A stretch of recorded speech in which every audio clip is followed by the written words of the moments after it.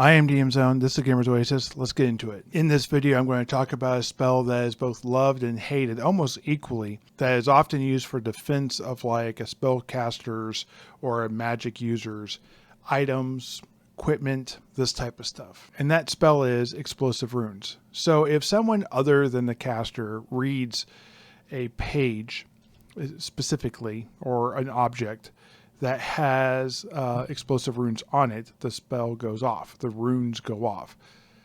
It does between 4 and 24 damage. That is 4d6 damage. In a world where a magic user has a d4 hit points and fighters are up to a d8 hit points, and the max con bonus technically is 1, that's not a live hit points. What that really means is that's pure death for almost everything out there.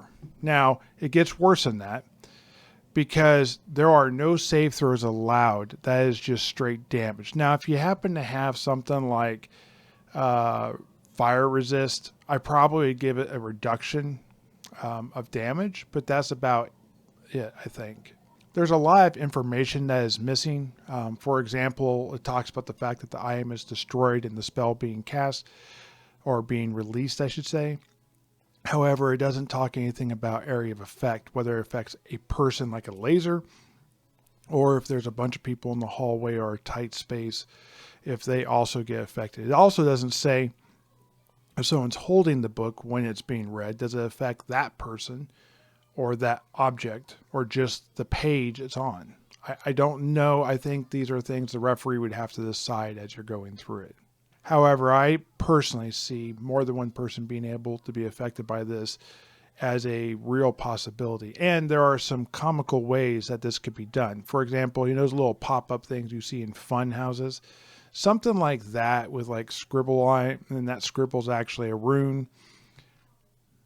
I think that would be interesting. I think having directions on the wall for like where it is on the map, and then in that map, there's literally the runes on graffiti inside a cave or whatever.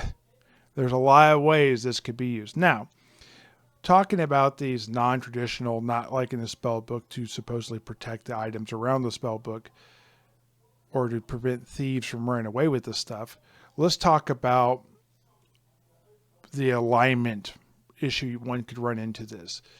So, is it lawful for this spell to be cast and then for potentially a child or an innocent person to pick up the book and just haphazardly read that page, not knowing they just potentially sealed their doom?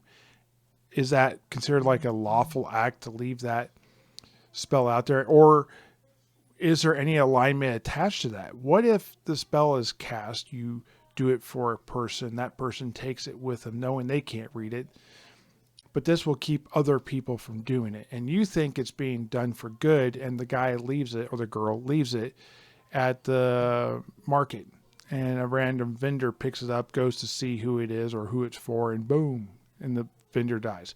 Is there any, outside of maybe a social encounter or social fallout, is there any sort of alignment fallout that comes from this? The concept of good and evil, and really neutral in this term of it, is not covered in this book. But lawful to chaos, that spectrum is. If you're not in control of your own spell, how does that work? And do you need to be present to cancel it? What if you cast it, a person knows that's on there? Where does that evil fall? Lastly, and more importantly, I've already said this a couple times, but the item's destroyed. So you're not going to put this on the spellbook you want to protect, but you're going to want to put it on things that are around it. So something kind of funny is if you had like a chest with a bunch of gold in it and you wanted to put it in the bottom of the chest, if someone were to read the writing on the inside of the chest, boom, the chest explodes, gold goes everywhere. They can't take the gold with them very quickly. You're alerted to the problem. And now you have all your gold pieces still in the room. Probably jewels too. Anyways, guys, did I get this right? Did I get this wrong? What do you guys think? Let me know down in the comments down below. We'll talk there. Thank you and have a great day. Bye.